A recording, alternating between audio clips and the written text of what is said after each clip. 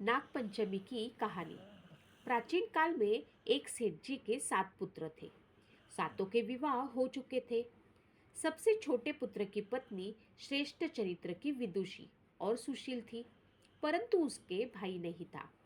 एक दिन बड़ी बहू ने घर लिपने को पीली मिट्टी लाने के लिए सभी बहुओं को साथ चलने को कहा। तो सभी धलिया और खुरपी लेकर मिट्टी खोदने लगी।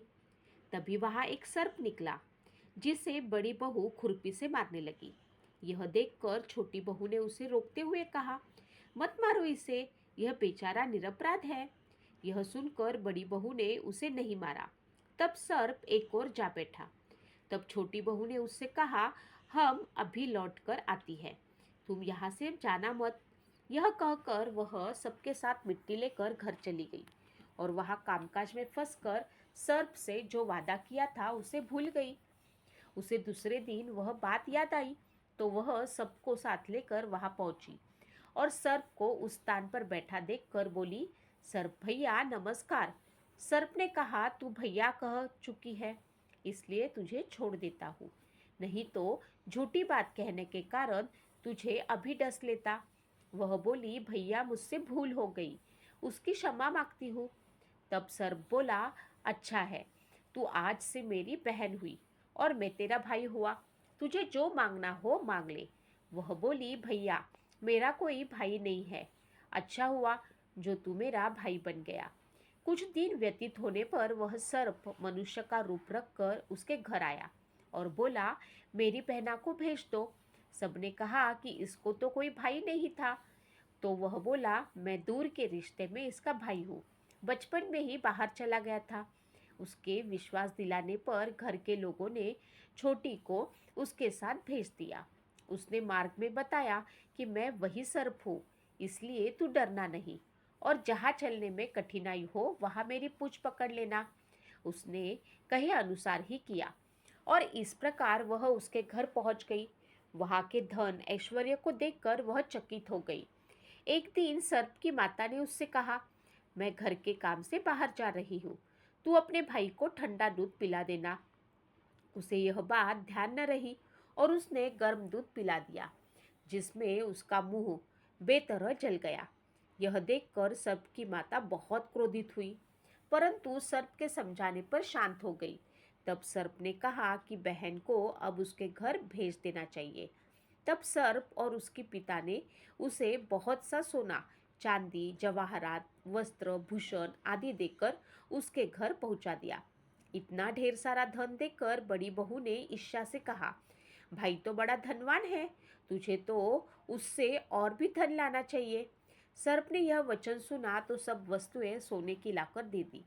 यह देखकर बड़ी बहू ने कहा, इन्हें झाड़ने की झाड़ू भी सोने की होनी चाहिए। तब सर्प ने झाड़ू भी सोने की लाकर रख दी। सर्प ने छोटी बहू को हीरा मणियों का एक अद्भुत हार दिया था। उसकी प्रशंसा उस देश की रानी ने भी सुनी और वह राजा से बोली कि सेठ की छोटी बहू का हार यहाँ आना चाहिए।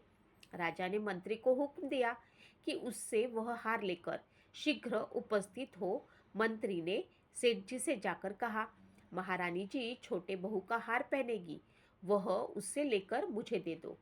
सेठ जी ने डर के कारण छोटी बहू से हार मंगा कर दे दिया। छोटी बहू को यह बात बहुत बुरी लगी। उसने अपने सर्प भाई को याद किया और आने पर प्रार्थना की, भैया रानी ने हार छीन लिया है, तुम कुछ ऐसा करो कि जब वह हार उसके गले में रहे तब तक के लिए सर्प जब बन जाए, और जब वो हार मुझे लौटा दे तब हीरो और मनियों का हो जाए। सर्प ने वैसे ही किया। जैसे ही रानी ने हार पहना वैसे ही वह सर्प बन गया। यह देखकर रानी चीख पड़ी और रोने लगी। यह देखकर राजा ने सेठ के पास खबर भेजी कि छोटी बहू को तुरंत भेजो। सेठ जी डर गए कि राजा न जाने क्या करेगा। वे स्वयं छोटी बहू को साथ लेकर उपस्थित हुए। राजा ने छोटी बहू से पूछा, तुमने क्या जादू किया है, मैं तुझे दंड दूंगा।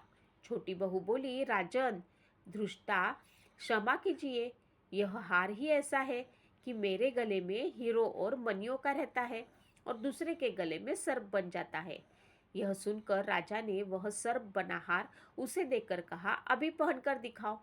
छोटी बहू ने जैसे ही उसे पहना वैसे ही हीरो मनियों का हो गया।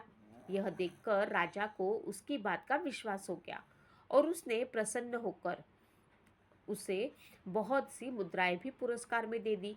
छोटी वह अपने हार और इन सहित घर लौट आई। उसके धन को देखकर बड़ी बहू ने ईर्ष्या के कारण उसके पति को सिखाया कि छोटी बहू के पास कहीं से धन आया है।